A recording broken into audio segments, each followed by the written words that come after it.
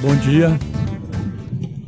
Então, nós vamos dar início a esse seminário, que é o Seminário do Marco Legal e Sustentabilidade das Organizações da Sociedade Civil, organizado pela professora Paula Storto e pelo doutor Eduardo Sass. Essa é mais uma iniciativa do NEATS, promovida pessoalmente pela Paula, que tem trabalhado fortemente nessa discussão com o doutor Eduardo e que tem criado um processo importante para o NEATS, iniciado inclusive com uma pesquisa que nós realizamos em 2014 sobre as relações organizações, sociedade civil e Estado. Esse processo foi muito importante, foi iniciado e visualizado pelo NEATS, mas com a coordenação da professora Paula Storto, que tem tido um papel muito importante no núcleo para conduzir esse processo e discutir e levar em frente toda essa dinâmica da criação de um debate sobre a área, sobre as relações Estado-sociedade civil. E nesse seminário é outro momento importante, porque é uma relação com organismos internacionais que estão discutindo e trabalhando essa questão da sociedade, das organizações da sociedade civil. E eu acredito que, inclusive, alguns de vocês já responderam à pesquisa que foi colocada. Essa pesquisa tem um papel importante, inclusive, para o nosso processo, para a nossa visão do que está acontecendo e que estabelecer uma relação internacional para, não só pelo núcleo de estudos avançados do terceiro setor, mas principalmente pelo escritório de advocacia, né, que os dois participam. Eu acho que isso é muito importante, que vocês estejam aqui conosco, discutindo e trabalhando essa possibilidade de criarmos uma nova visão, uma nova relação nos países da América Latina. Então, agora eu vou passar a palavra para a professora Paula, que vai coordenar essa mesa e dar início ao processo. Então, a vocês, muito obrigado e espero que vocês discutam e contribuam para esse processo que se inicia com essas organizações e com essa visão mais ampla do que é essa relação público-privado no âmbito das organizações da sociedade civil. Prof. Obrigada, professor Luciano. Queria, antes de mais nada, agradecer a presença de cada um de vocês aqui nessa manhã e desejar que façamos um trabalho, enfim, produtivo e muito estimulante, né? Porque o tema do debate das organizações da sociedade civil, de fato, está na pauta, né? E esse é um momento importante da gente poder dialogar e ter também a percepção de vocês, muitos de vocês que estão no dia a dia executando e sentindo os desafios e as dificuldades que a legislação coloca para as nossas organizações. Então, em nome do NEATS, também eu agradeço a presença de todos. E, enfim, o NEATS é um núcleo de estudos avançados em terceiro setor da PUC de São Paulo, que é ligado ao pós da administração. Mas é um núcleo que tem por característica ser interdisciplinar, então ele reúne estudiosos e professores das diferentes áreas, da administração, do direito, do serviço social, da fonologia, essa profissão da qual eu preciso. E, enfim, então é um espaço muito rico de debates e pelo qual eu tenho um especial carinho, inclusive pelo professor Luciano, que foi onde eu comecei mesmo a estudar e enfim, me aproximar das pesquisas que são desenvolvidas na área. E, enfim, então nós temos essas atividades de pesquisas, encontros, e também um curso de pós-graduação, que é oferecido pelo COGEAI, que é uma especialização na área de gestão de organizações do terceiro setor, que, enfim, é oferecido desde 2007, e é um curso também muito interessante, que, para aqueles que têm interesse, eu acho que também vale. Então, vou passar a palavra para o Eduardo Sazzi, que vai apresentar, enfim, as suas considerações iniciais aí, que é o coordenador também dessa pesquisa. Ele vai contar um pouquinho para vocês esse processo. Obrigada. Bom dia a todas e a todos. Obrigado por terem atendido nosso convite. Obrigado especial ao professor Luciano e ao NEATS e à PUC por nos receber aqui e para que nós possamos discutir, né, um pouco sobre o marco legal do nosso país no que refere às entidades sem fins lucrativos. Esse projeto, este evento faz parte de um projeto do International Center for Not-for-Profit Law, é uma organização sediada em Washington, que também com o apoio da Open Society Foundation, está fazendo uma pesquisa em 6 países da América Latina a respeito de alguns aspectos regulatórios das entidades sem fins lucrativos. Além do Brasil, participam Chile, Argentina, Bolívia, Panamá e México. Cada um representando certos segmentos, digamos assim, da América Latina, né? O Panamá representando a perspectiva de países menores da América Central e caribenhos, né? Da América caribenha. O México e o Brasil, as grandes economias da América Latina. O Chile, a Argentina e a Bolívia também com perspectivas diferentes, inclusive muitas delas influenciadas por essa recente onda de populismo e de controle da sociedade civil que nós estamos tendo na América Latina.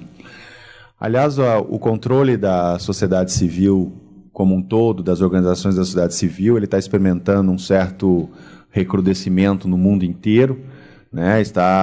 É uma preocupação do sistema das Nações Unidas, que inclusive tem um relatório específico para discutir a liberdade de associação, né? E as ameaças à liberdade de associação, que é a base da criação das entidades da sociedade civil em todo o mundo, né? Se identificaram práticas cada vez mais restritivas e, além da polícia e do cacetete, né, a burocracia tem sido um grande instrumento de sufocamento das entidades.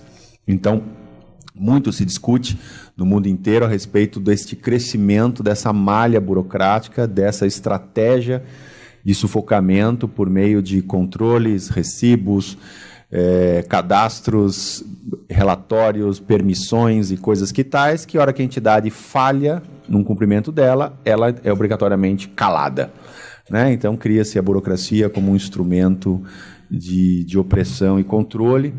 Isso está sendo discutido no mundo inteiro e na América Latina, em particular, esses 6 estudos começaram a olhar sobre essa perspectiva. Então, os 6 países, os pesquisadores dos 6 países receberam uma mesma matriz de perguntas, né, para responder a respeito do marco regulatório do seu país.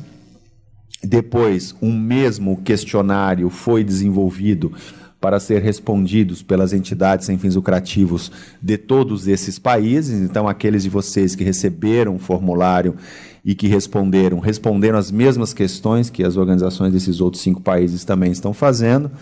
A partir disso, nós estamos fazendo esse seminário, não tanto para discutir os questionários diretamente, mas quais são os pontos mais importantes que saíram desse questionário a partir da nossa análise como os investigadores, os pesquisadores, né? Então, nós vamos aqui realmente discutir alguns pontos relevantes do cenário legislativo brasileiro que dialogam com aquelas dificuldades colocadas nesses questionários.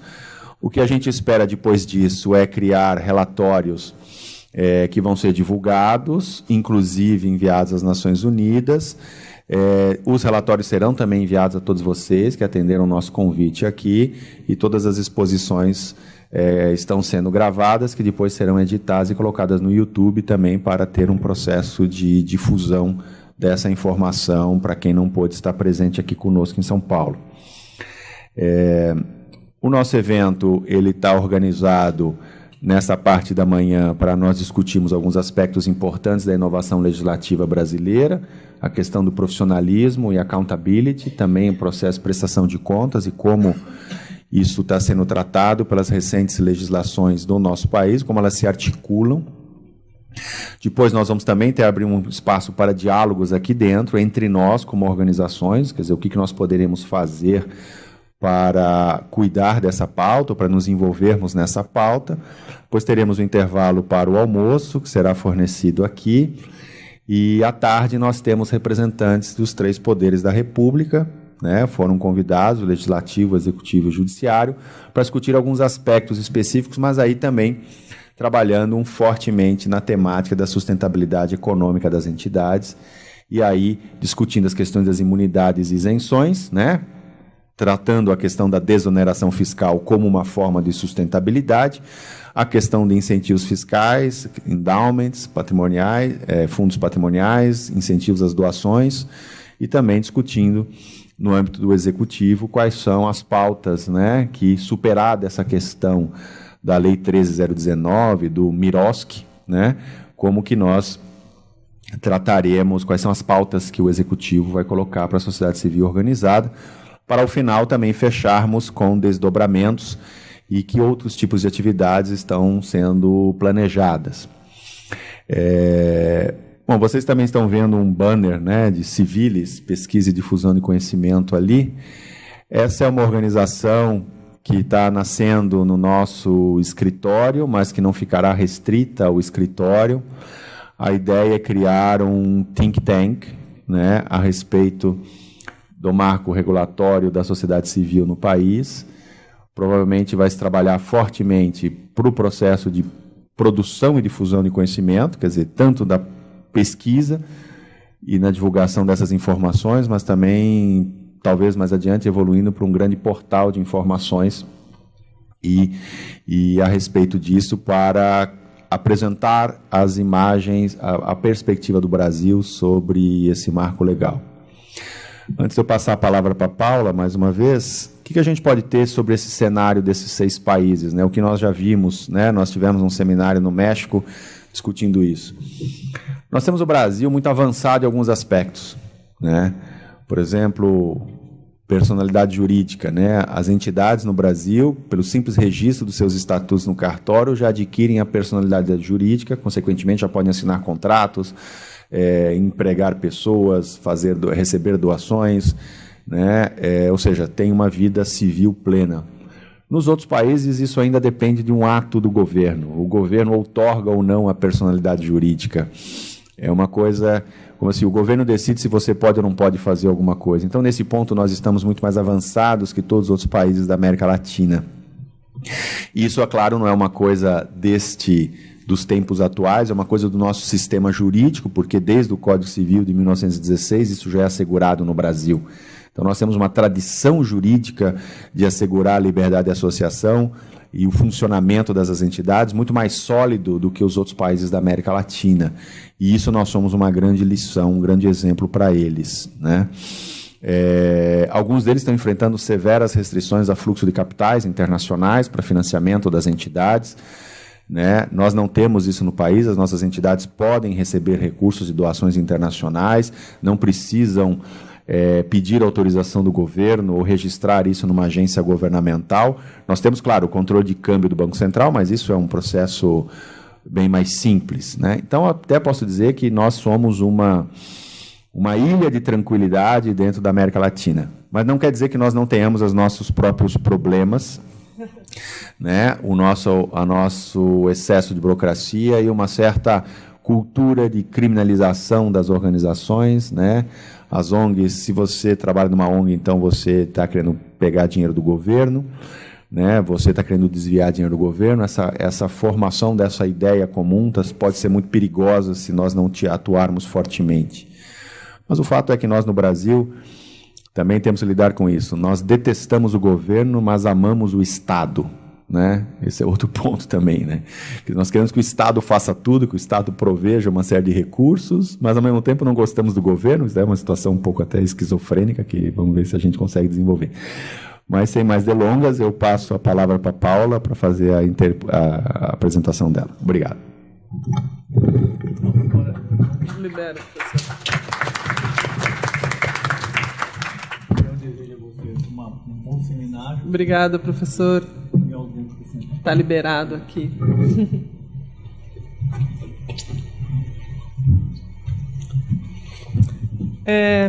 Até antes, né, de começar propriamente, já dando continuidade aí também a essa questão da Lei 13.019, vou aqui fazer um anúncio para quem ainda não tomou conhecimento. Então, a Lei 13.019 é essa legislação que, enfim, nova lei de parceria entre as organizações da sociedade civil e o poder público, que está prevista para entrar em vigor agora, dia 27 de julho, né?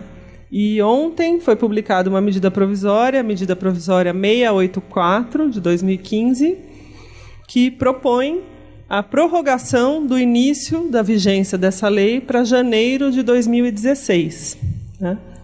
Então, hoje está prorrogada a entrada em vigor da Lei 13.019, mas isso depende também de como essa medida provisória tramitar no Congresso Nacional. Então, se ela for rejeitada, a lei entra em vigor após a rejeição da medida provisória. Se ela for acolhida, enfim, a lei vai entrar em vigor provavelmente no prazo que a própria medida provisória propõe. Né? Mas a gente sabe também que a tramitação de uma medida provisória no Congresso Nacional abre possibilidade de emendas, enfim, é um novo mini processo legislativo aí que acaba se iniciando. Então, a seguir cenas dos próximos capítulos. Mas, enfim, acho que era importante fazer esse anúncio aqui para quem eventualmente não está por dentro dessa informação. Então, vamos lá. Dentro desse contexto, né, dos desafios das organizações da sociedade civil, aparece muito forte essa questão na linha da profissionalização, né, das pessoas, das equipes que trabalham nas instituições, e essa situação da remuneração de dirigentes. Esse é um ponto, enfim, histórico, em que a legislação estabelece uma série de vedações e condições para que dirigentes de organizações da sociedade civil sejam remunerados. Então, esse é um ponto que aparece no diagnóstico que foi feito, e a gente identificou também como importante de aprofundar e pensar em propostas voltadas à melhoria dessa regulamentação. Então, como o próprio Eduardo apontou, né, a gente tem o direito constitucional, né, o direito humano de liberdade de associação. Né? E esse direito compreende 3 dimensões. Né? A dimensão da não interferência estatal, né, então da nossa propriedade, da nossa liberdade como indivíduos de nos associarmos uns aos outros para fazer o que a gente quiser, desde que seja lícito, né? Desde que não seja ilícito. Né? Então, a gente não pode se associar para desenvolver atividades de caráter paramilitar ou coisas do gênero, mas podemos nos associar para fazer qualquer atividade. Tem uma dimensão da participação, de quando essa nossa atividade pretende sair do campo privado e alcançar um campo mais público. Né? Então, participar da vida na comunidade, da melhoria da qualidade de vida na nossa rua, no nosso quarteirão, né? E também de financiamento. Então, quando eu quero fazer uma doação para uma organização, eu tenho esse direito de aportar recursos numa entidade? Como o Estado vai tributar a minha doação para uma instituição? Né? Então, envolve também o campo econômico, e não pura e simplesmente o campo da liberdade das pessoas poderem desenvolver atividades, mas delas poderem financiar atividades. E, falando de financiamento, a gente fala também de financiamento público, né? Porque o financiamento das organizações da sociedade civil pode ser feito e deve ser feito pela própria sociedade civil, mas também pelo Estado, na medida em que existe um amplo reconhecimento de que estados democráticos, né, tratam bem as organizações da sociedade civil. Então, é dentro dessa perspectiva que o ICNL e a própria Organização das Nações Unidas e outras instituições trabalham esse tema da liberdade de associação, né? Então, o NEATS, aqui na PUC, também faz pesquisas e busca alternativas e soluções, muitas vezes no campo da administração, né, voltados a essa questão do financiamento das organizações também, né? Vocês receberam um material que é de uma pesquisa sobre os marcos jurídicos de organizações da sociedade civil, um relatório nacional da América Latina, também de uma outra pesquisa que é feita pela Mesa de Articulação de Organizações Nacionais. Então, é uma rede de instituições que representam instituições nacionais de 16 países na América Latina, que fizeram um processo também de pesquisas em cada um desses 16 países, subdividiram essas pesquisas em 3 blocos, do Cone Sul, da América Andina e da América Central e México, Cone Sul e Brasil. E esse relatório sistematiza os principais achados e também identifica alguns temas e propõe medidas justamente visando garantir e ampliar, né, a situação das organizações da sociedade civil a partir dessas 3 perspectivas, da não interferência estatal no funcionamento das organizações, da possibilidade de participação dessas organizações e do financiamento também, né? Então, a nossa Constituição assegura a não interferência estatal no funcionamento das associações, no seu artigo 5º, né? E no seu artigo 5º, ela assegura também o direito de todo trabalhador desenvolver a sua atividade profissional e ser remunerado por ela, né? Então, o direito social do trabalhador exercer a sua atividade. Então, poderia uma lei obrigar o trabalho voluntário, né? Então, organizações da sociedade civil podem remunerar os dirigentes que trabalham nessas organizações, né? Então, essa é uma situação que perpassa essa legislação e que a gente sempre nos pergunta, como pode a lei proibir a remuneração, né? E a gente vai perceber que, na verdade, a legislação nunca proibiu, mas ela cria situações e limitações que condicionam, né, outros direitos ao fato de uma organização remunerar ou não seus dirigentes, né? Então, isso nasce na Lei de Utilidade Pública Federal, que é uma lei de 1935, que, enfim, da era Vargas, né, em que estabelecia que as organizações, para serem consideradas de utilidade pública federal, elas não deveriam remunerar os cargos de suas diretorias, conselhos fiscais, deliberativos ou consultivos, né? Então, não deveriam remunerar, sob qualquer forma, os dirigentes dessas organizações. Então, num contexto também em que essas entidades de utilidade pública normalmente eram muito vinculadas a atividades confessionais, religiosas e também, enfim, as primeiras damas, né, as esposas da sociedade. Então, num contexto em que não se imaginava uma atividade profissional ligada à caridade ou ligada a essa atividade de utilidade pública, né? A Lei do Imposto de Renda, que é a Lei 9532 de 97, ela estabelece que a organização que remunerar o seu dirigente pode... que não remunerar dirigente é um requisito para a isenção do imposto sobre a renda e da contribuição social sobre o lucro, né? Então, aqui é o principal fator em que as organizações que não são de utilidade pública federal escolhem não remunerar dirigentes, né? Justamente para ter a isenção do imposto sobre a renda. A gente vai ver que essa legislação sofreu uma alteração, mas ainda existe, né, a vedação à remuneração de dirigentes na Lei do Imposto de Renda, mas ela estabelece como a remuneração pode acontecer para que não infrinja o que está disposto na legislação, né?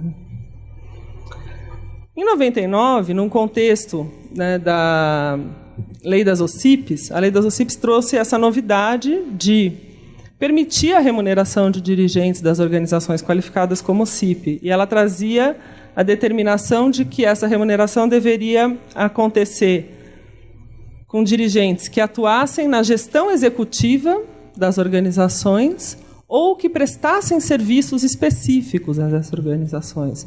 Então, estabelecendo a possibilidade, por exemplo, de um médico que seja dirigente de uma organização possa, eventualmente, se ele prestar algum serviço médico, fizer uma cirurgia, pode ser remunerado por aquela instituição sem fins lucrativos ou como dirigente. Então, aquela pessoa que exerce o cargo da gestão administrativa, atua, trabalha no dia a dia, gerenciando aquela organização, também poderia ser remunerado. E a Lei das OCIPs trouxe 2 requisitos para que isso acontecesse.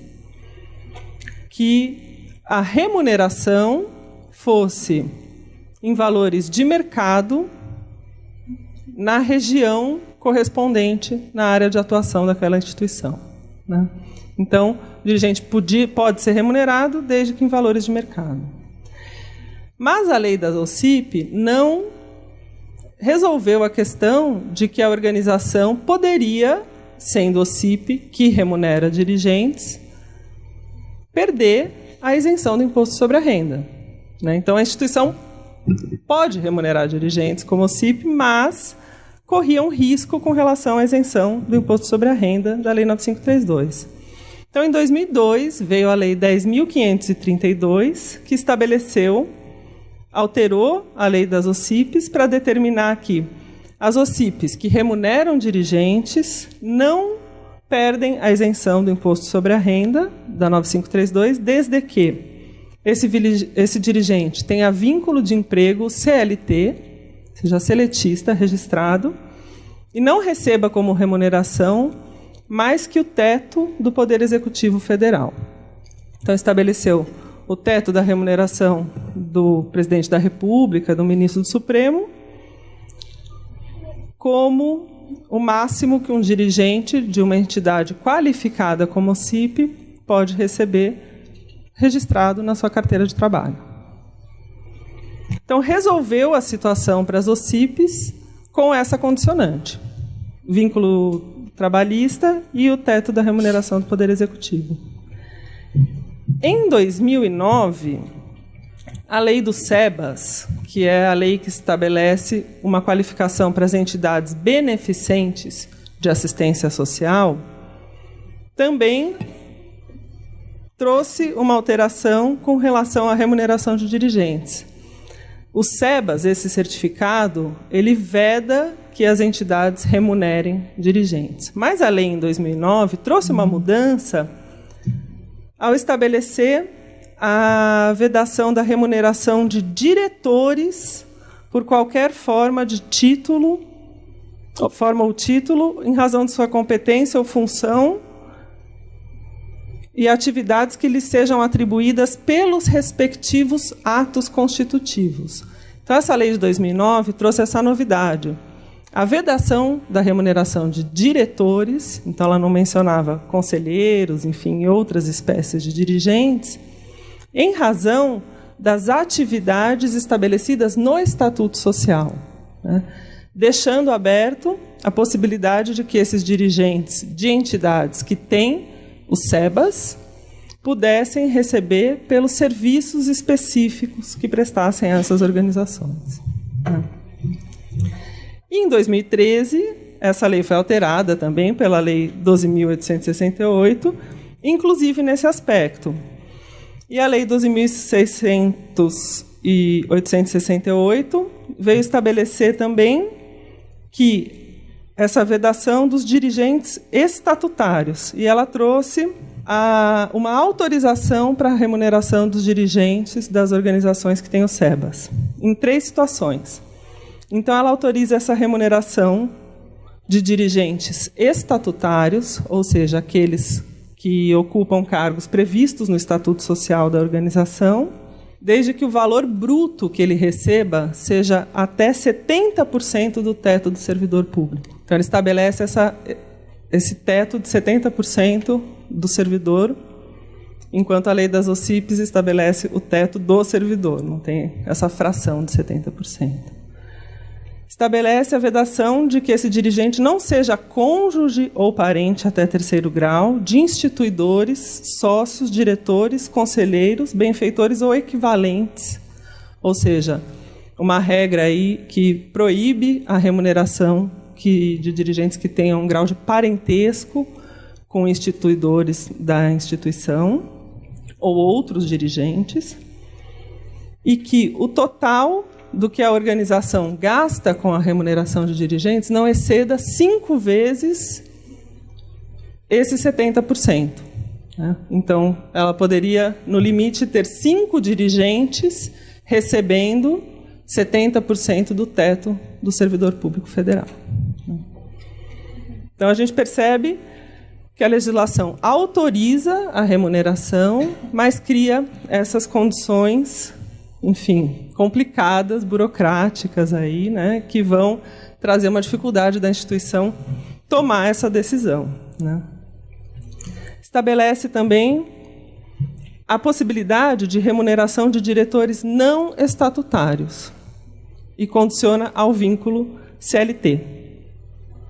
E, por fim, tem um outro parágrafo da legislação que vai dizer que o mesmo dirigente pode manter o vínculo remunerado CLT e estatutário, desde que haja compatibilidade da jornada de trabalho.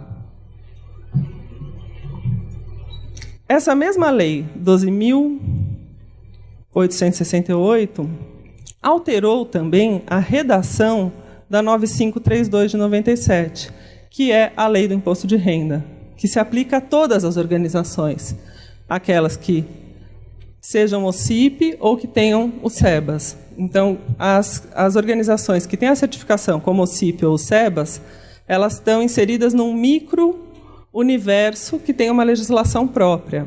Mas existe todo um outro campo de organizações que não estão previstas nessa legislação e que são abarcadas pela possibilidade de isenção que a 9532 prevê.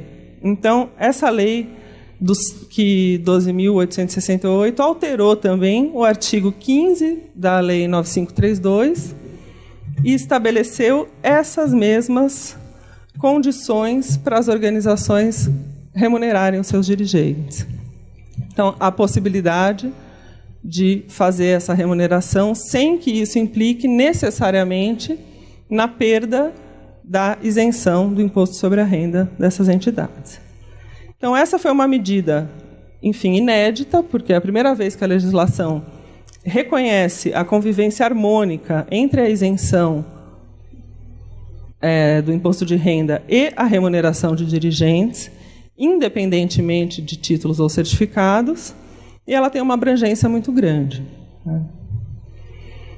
Nessa pesquisa que o professor Luciano comentou, que a gente fez aqui no NEATS, sobre convênios e relações de parcerias com o poder público, a gente identificou algumas situações com relações aos convênios e recomendou que uma nova norma sobre esse assunto de convênios determinasse, entre outros pontos, a autorização para que as organizações remunerassem os seus empregados e os seus dirigentes que prestassem serviços no escopo desses instrumentos de parceria, desses convênios, né? Então, esse é um ponto também que foi identificado naquele momento em que a gente fez também rodas de conversas e escuta de muitas organizações como um ponto-chave para uma nova legislação trabalhar também os repasses de recursos públicos com relação a isso. E a Lei 13.019, que é essa lei, enfim, geral das parcerias, que deve entrar em vigor em janeiro de 2016, ela autoriza a contratação de pessoal próprio no escopo dos termos de fomento e dos termos de colaboração e reconhece a possibilidade dessa remuneração dos trabalhadores de uma organização quando eles são alocados em projetos específicos financiados com recursos públicos, né? Então, é o artigo 46 da Lei 13.019 que vai justamente estabelecer claramente a possibilidade do pessoal próprio da instituição ser remunerado no escopo dos termos de fomento e termos de colaboração. Então, aqui também a gente teve uma mudança recente, na verdade ainda não está em vigor, mas já traz essa autorização expressa. E o que é interessante dizer também é que, mesmo que essa lei não esteja em vigor, nunca houve uma vedação à remuneração de pessoal por meio de convênios, né? Então, provavelmente, muitos de vocês fazem parte de organizações que têm o seu pessoal remunerado, mas existe, enfim, uma ideia na própria administração pública de que essa é uma situação, enfim, que pode gerar algum tipo de risco para o poder público, ou, eventualmente, que o poder público não deve ser responsável pela manutenção dos custos fixos de uma organização. Então, na dúvida, muitos editais, ou, inclusive, alguns analistas de prestações de contas costumam identificar esse ponto como um ponto problemático nas parcerias e não acatar algumas despesas que são pagas nessa situação. Então, a gente tem muitos tipos de situação e problemas relacionados a essa questão da remuneração de pessoas nas organizações com recursos repassados pelo poder público. E mesmo que a legislação ainda não tenha entrado em vigor, o fato dela ter sido aprovada e ser uma lei já publicada pode ajudar muito na negociação e, inclusive, a influenciar o poder público, eventualmente um gestor que esteja decidindo esse tema, de que existe uma tendência que em breve vai entrar em vigor uma lei que expressamente autoriza essa prática, né? E a gente percebe também, dentro dessas fases, né, de evolução da legislação relacionada às organizações da sociedade civil, a gente tem um primeiro momento que a própria Constituição Federal traz muito nessa linha da redemocratização, uma ideia da liberdade de associação, enfim, da não interferência estatal nas atividades das organizações. No início dos anos 90, com todas as leis gerais que regulamentam as diferentes políticas públicas, então, a Lei Geral do SUS, a Lei ALOAS, a Lei Orgânica da Assistência Social, a Lei Rouanet, enfim, muitas legislações trazem a previsão de espaços de participação em que as organizações da sociedade civil desempenham um papel privilegiado. Então, muitos espaços de participação da sociedade civil por meio da representação por organizações daquela área, né? Então, nos conselhos de políticas públicas e numa série de comitês também que vão avaliar. Depois dessa fase mais vinculada ao direito da participação, na segunda metade dos anos 90, muito influenciado também pela reforma do Estado, a gente tem esse movimento de pensar nos instrumentos de contratualização, né? Então, como vai se dar o financiamento público, né, a parceria do poder público com organizações da sociedade civil. Então, nesse contexto da contratualização, nascem a própria lei das OS, das organizações sociais, a lei das OCIPs também, com o contrato de gestão e o termo de parceria como instrumentos próprios para essa relação de financiamento público de atividades de organizações da sociedade civil. Então, no contexto da lei das OCIPs, a gente teve também essa preocupação muito grande com a profissionalização das organizações. Então, se são organizações que vão assumir importantes papéis na atividade no interesse público, essas organizações têm que cumprir uma pauta de profissionalização. Tem que ter uma equipe técnica especializada e qualificada para desempenhar essa sua atividade, que, em muitos casos, o Estado delegava e parcerizava para que elas mesmas desempenhassem essa função.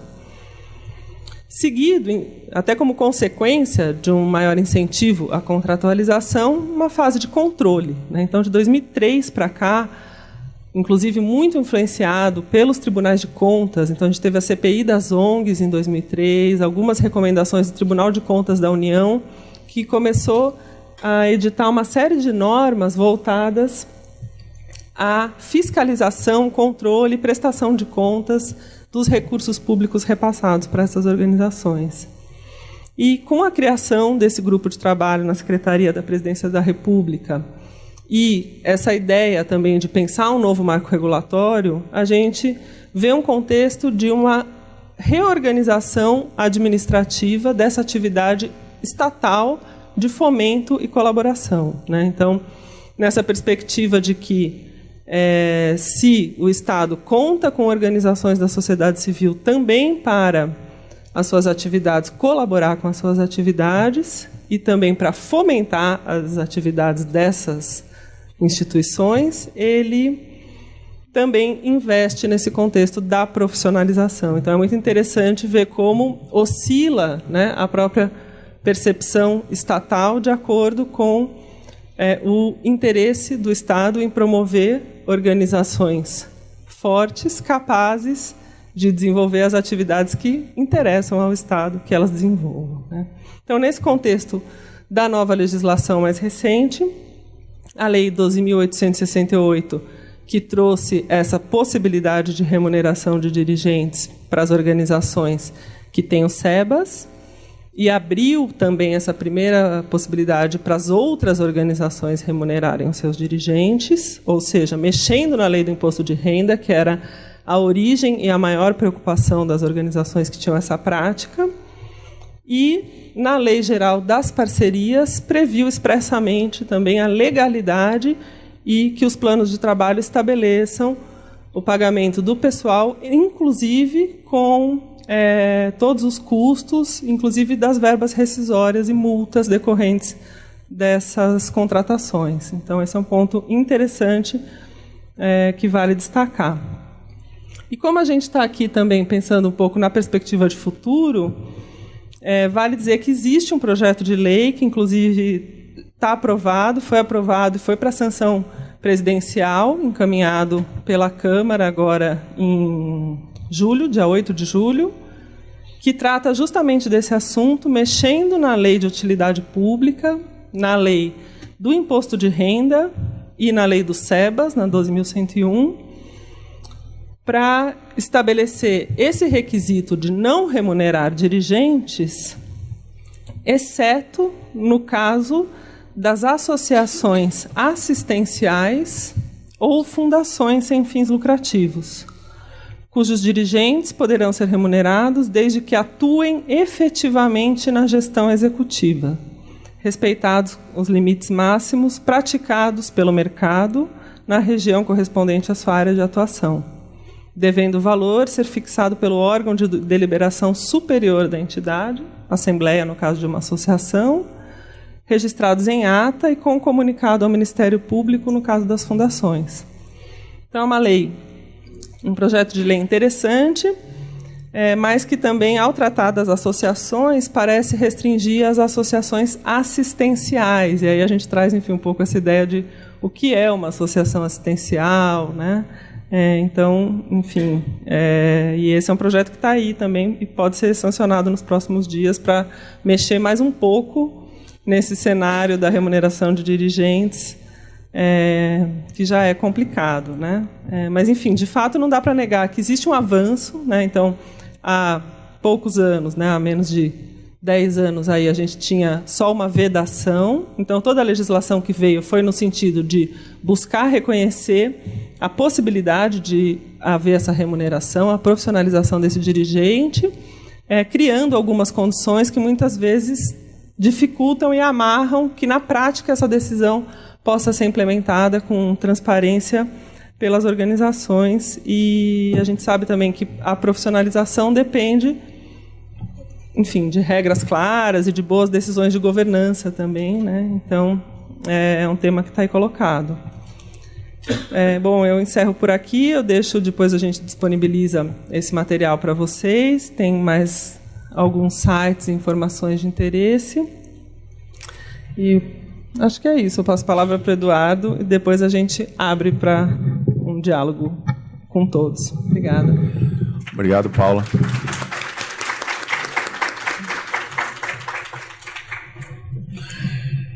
Bem, todas essas inovações legislativas me deixam feliz, mas ao mesmo tempo irritado, né?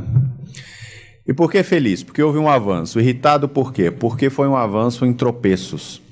Porque se vocês notarem o que a Paula disse, a regra continua dizendo não pode, mas pode em algumas condições, né? Então a regra geral é não pode. Então quando você começa a ler o artigo, diz não pode. Aí você lê embaixo, depende. E mais embaixo, pode se fizer isso.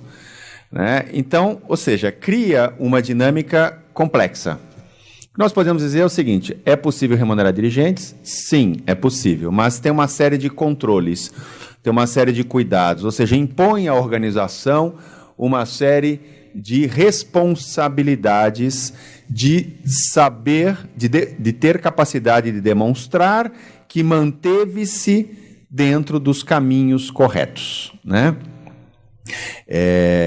As nossas organizações não têm uma avenida, elas têm uma slackline, né? Elas andam equilibradas, pode ser que passe, pode ser que chegue a outra ponta. E isso impõe necessariamente um peso, um ônus, uma responsabilidade muito grande na administração. A vantagem é que essa administração pode ser remunerada agora. O teto de serviço público federal chega a R$28 mil, então você teria condições de contratar trabalhadores, pessoas qualificadas para serem dirigentes da sua entidade. Onde você vai pegar dinheiro, eventualmente pode até pegar no recurso público, se isso for possível colocar dentro de um termo de fomento ou colaboração. Ou então você vai pegar na sua rede de financiadores, né? Mas o fato é que há essa possibilidade de remuneração do dirigente estatutário. A diferença mais fácil entre o dirigente estatutário e o não estatutário é que o dirigente estatutário tem o poder definido no estatuto. Ou seja, eu sei que ele tem capacidade de fazer porque eu apenas leio o estatuto. Se ele depende de uma procuração para fazer alguma coisa, então ele não é estatutário, ele seria um empregado e essa pessoa sempre pode ser remunerada. Ainda que tendo o nome de diretor, ainda que tendo o nome de coordenador, secretário-geral, presidente executivo, qualquer coisa. Então, a regra básica era, você atua, o estatuto é suficiente ou precisa de procuração? Se precisasse de procuração, era alguém que não era dirigente, portanto, podia ser remunerado. Agora, se o estatuto já é suficiente, então quer dizer que é o chamado dirigente estatutário, né? Agora, a legislação, ela também trouxe uma série de obrigações e responsabilidades no que se refere à prestação de contas e no que se refere à transparência, né? E nisso nós temos um conjunto normativo bem complexo. A primeira delas é a Lei de Acesso à Informação, né? É a Lei 12.527, né? Ela é uma lei de 2011, e a Lei de Acesso à Informação, ela disse que qualquer organização da sociedade civil que pegue recursos públicos é obrigada a dar transparência ao que está fazendo com os recursos públicos. Ou seja, que convênios, na legislação antiga, ou termos de fomento e colaboração na legislação nova, ou seja, que contratos tem com o poder público, para fazer o quê, e tem que tornar públicos os seus relatórios de atividades e os seus relatórios de prestação de contas. Isso já existe desde 2011. E toda vez que eu olho o site de uma organização que eu sei que pega recurso público, eu vou olhar o site, não está sendo cumprida a regra, a obrigação legal de acesso à informação. Né? Quer dizer, as pessoas estão ignorando que toda vez que você pega recurso público, você é obrigado a divulgar. Ah, eu fiz um convênio para creche, tem que divulgar. Ah, eu recebo dinheiro do SUS, tem que divulgar. Ah, eu fiz um contrato qualquer, tem que divulgar. Essa divulgação não está sendo feita. Nós estamos tendo graves deficiências legislativas, né, de responsabilização dos dirigentes, porque eles têm o dever de prestar contas pela Lei de Acesso à Informação. E aí nós também temos, né, que com a Lei 12.846 em 2013, a chamada Lei Anticorrupção, né, se criou regras para as entidades, né, que poderiam ser, ou responsabilidades, né, das entidades que poderiam ser envolvidas em práticas atentatórias aí à moralidade pública, práticas de corrupção. Né? E dentro dessas regras, as organizações, então, têm que definir que forma ela se relaciona com o poder público. Né? E também tem que criar instrumentos internos de compliance, ou seja, regras internas para lidar com situações que poderiam potencialmente caracterizar atos de corrupção. Né? Isso é uma questão muito importante. A gente pode até dizer, imagina, minha entidade não é corrupta. Eu só paguei uma taxa para ele me liberar rapidamente um alvará. Né? Uma taxa de urgência. Um eufemismo, né, que a gente usa, mas você acha normal. Eu paguei uma taxinha de urgência, eu ajudei o cara, ele estava me criando dificuldade, mas eu falei que ia patrocinar, empreguei a filha dele. Essas relações que às vezes em alguns rincões do país, às vezes até metropolitanos, esses rincões, mas às vezes eles acontecem. E a entidade achou que tudo aquilo era para o bem da causa, para o bem do projeto, faz parte da regra do jogo, né? E, nesse momento, a entidade está assumindo situações, riscos gravíssimos para a sua organização. E o dirigente, seja ele remunerado ou voluntário, não está sabendo o que isso está acontecendo. Porque o conselho, porque a diretoria é voluntária, não está tocando no dia a dia e o gerente do projeto está fazendo esse problema lá atrás. E quem é o responsabilizado? Não é só o gerente, é o dirigente que é responsabilizado. As multas são muito altas, além das sanções penais. Né? Então, nós temos claramente que a nossa organização, com recurso público ou não recurso público, como nós atuamos na esfera pública, nós atuamos em pautas onde nos relacionamos com o governo, temos que ter a tranquilidade de que a nossa organização está cumprindo as regras da lei anticorrupção. E, além disso, veio agora a Lei 13.019, a Lei Geral de Parcerias, o Marco Regulatório, o MIROSC, né, que na verdade não é MIROSC, é MINROSC a lei. A forma de pronúncia é MINROSC, porque não há dúvida que ficou complexo, não há dúvida que se tornou uma legislação difícil de gestão, de ser gerida. A dificuldade traz a vantagem. Aqueles que forem mais capacitados terão acesso aos recursos governamentais.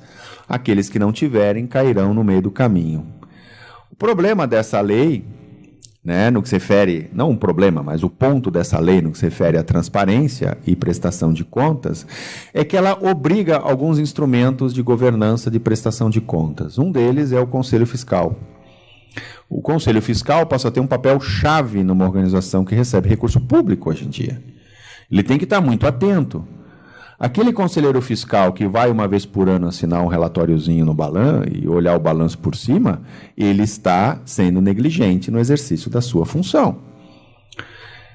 Então, se eu sou do Conselho Fiscal de uma entidade que recebe recurso público, eu tenho que ter um Conselho Fiscal capacitado, eu tenho que ter uma dinâmica de relatório, uma dinâmica de prestação de informações extremamente importante para esse conselheiro fiscal assinar. E se você é membro de um conselho fiscal e a sua entidade não faz isso, apresente a carta de renúncia hoje. Porque a situação vai ficar complexa. Porque um dirigente que não cumpre a sua função será responsabilizado pela lei nova.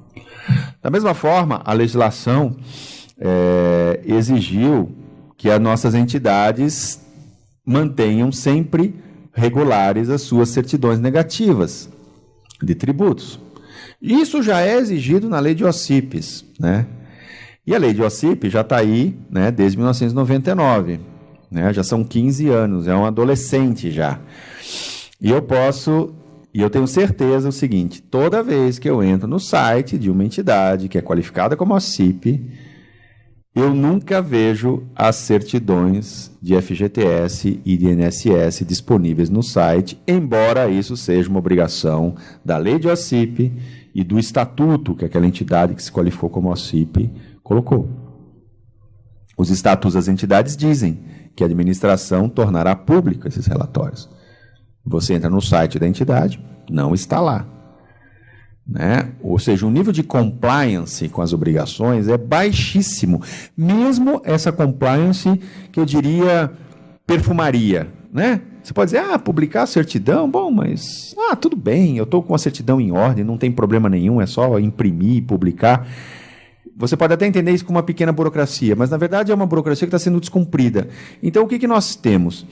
Nós temos um conjunto normativo que está se tornando cada vez mais complexo, que exige cada vez mais atenção, que impõe cada vez mais responsabilidade ao dirigente estatutário e que esse dirigente não está se dando conta que se a sua organização está preparada para cumprir com tudo aquilo.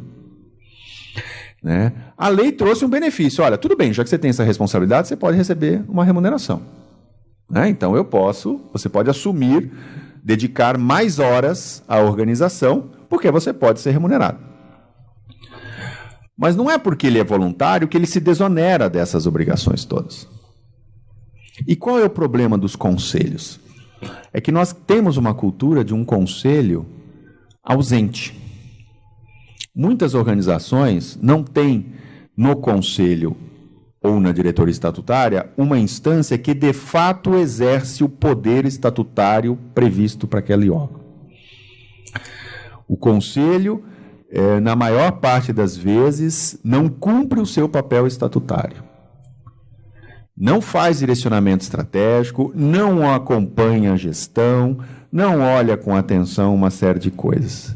Ele basicamente age como uma instância de validação do ato do executivo. Um conselho que olha por cima e que diz, está tudo bem, só que estas pessoas do conselho é que são as responsáveis legais.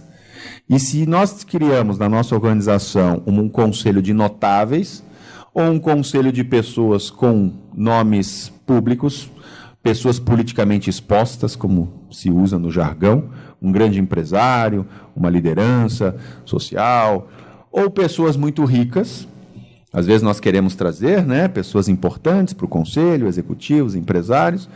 De repente, esse cidadão está se tornando fiador da organização, sem ter se dado conta que é um fiador da organização.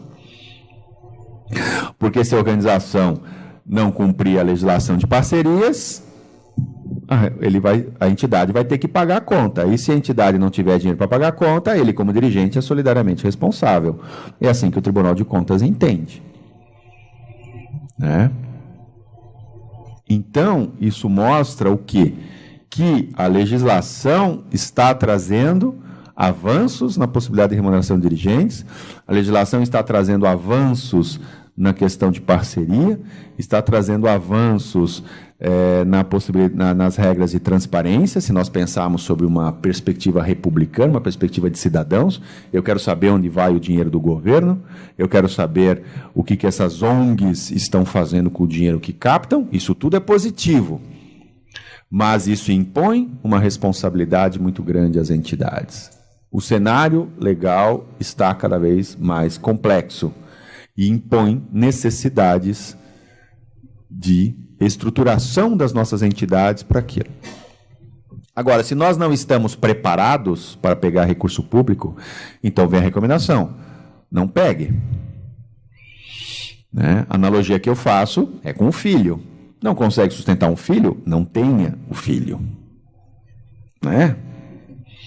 A parte boa de ter filho tem de criar o filho, tem uma responsabilidade depois. A parte boa de assinar um convênio, de pegar 1 milhão, 2 milhões do governo, tem a responsabilidade de prestar contas e de cuidar daquilo.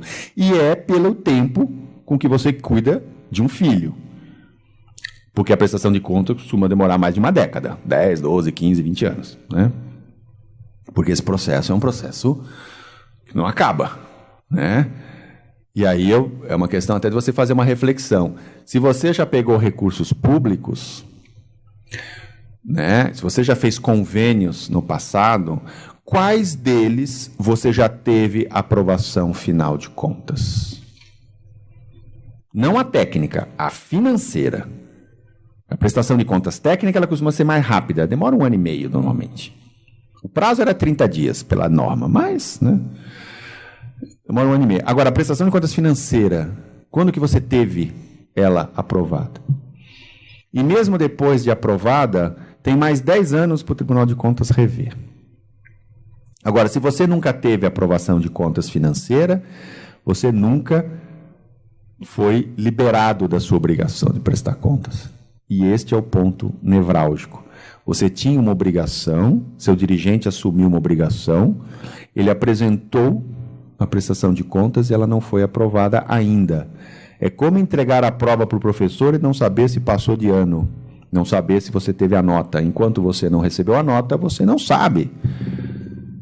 E muita gente acha que entregar a prestação de contas é automático a aprovação. Não é. Então, isso coloca para nós, não há dúvida que a gente tem um ambiente regulatório complexo. Não há dúvida que nós temos uma responsabilização cada vez maior dos dirigentes, o que impõe necessidades de governança, o que impõe necessidades para a nossa entidade. Agora, olhando a própria forma como a legislação foi criada, essa evolução, nós vimos também que é um processo difícil, né? Pode, mas não pode, não pode, mas pode. Né? Em vez de a Lei 9532 simplesmente revogar a linha que falava não remunerar dirigentes, ela é mantida, mas embaixo cria-se uma exceção. Então, cria-se um processo interpretativo. E toda vez que você tem interpretação, você tem a possibilidade de ideias e resultados distintos. Né? E o ônus, né? Se eu falo que é 70% do teto do Serviço Público Federal, tudo bem, eu olho lá, eu sei que tem uma resolução, uma norma que diz que o ministro ganha 28 mil. Tá. Mas e gestão executiva? Como que eu sei que aquela pessoa está na gestão executiva? Como eu sei que ela não está simplesmente nada porque está na diretoria, mas aparece lá e não faz nada, um cabide de emprego? Ou seja, como que eu demonstro que a pessoa está envolvida na gestão executiva? A minha entidade que tem que provar. Né? Como que eu demonstro que foi tomada a reunião em assembleia? Tem uma ata, está registrada, mas aquela pessoa participou do voto, ela escolheu ela mesma, os pais dela votaram no salário dela, né? Ou seja, aquelas organizações que têm um núcleo familiar, pessoas que são sócias ou próximas entre si, como que eu tenho a independência dessa escolha? Aí eu vou mandar para o promotor aprovou, é suficiente ele aprovar? Né? Como nós vamos ver na parte da tarde, o tribunal entende que certificado não certifica. Né? Então, se o certificado não certifica, meu Deus do céu, né? Para que ele serve? Nós vamos discutir com a desembargadora Consuelo Yoshida na parte da tarde hoje. Mas eu queria, então, só encerrar essa minha intervenção justamente para a gente começar uma parte de debate. Né? Nós temos agora, são 11h15, nós iríamos até meio-dia justamente para nós debatermos isso. Né? O que nós queremos aqui, nós temos um microfone para nós falarmos, ou seja, nós como organizações da sociedade civil, o que podemos fazer? Né? Nós temos a nossa resposta interna, vamos voltar com uma lição de casa, né, para o nosso escritório, mas também nós temos uma dimensão coletiva, nós também temos uma dimensão sociedade civil organizada, né, que está sofrendo esse nível de exigência e a legislação, por exemplo, do marco regulatório, a 13.019, obriga que um dirigente que assinar o termo de fomento assuma a responsabilidade solidária. Ninguém que pega um contrato de licitação, né, com o poder público tem essa obrigação. A legislação de licitação não exige do dirigente de uma empresa fornecedora, seja ela uma empreiteira ou não, a obrigação de ser solidariamente responsável. Agora, no dirigente de uma ONG que nem margem de lucro tem, é obrigado a ser. Quer dizer, por que a exigência é mais forte sobre a sociedade civil organizada? Porque uma quantidade de ônus maior se comparado com as empresas. Né? Quer dizer, que tipo de resposta nós, como grupo, poderemos dar, refletir sobre isso? Porque nós não queremos que este evento acabe aqui. Né? Nós queremos, na verdade, criar uma dinâmica de continuar esse processo de reflexão. Ainda que nós estejamos vivendo uma crise institucional, né, no governo federal, nós também temos esse marco regulatório incidindo nos municípios, incidindo nos estados. Né? Nós temos que tratar com isso. Então, é isso que eu gostaria de a gente abrir o debate aí. Obrigado.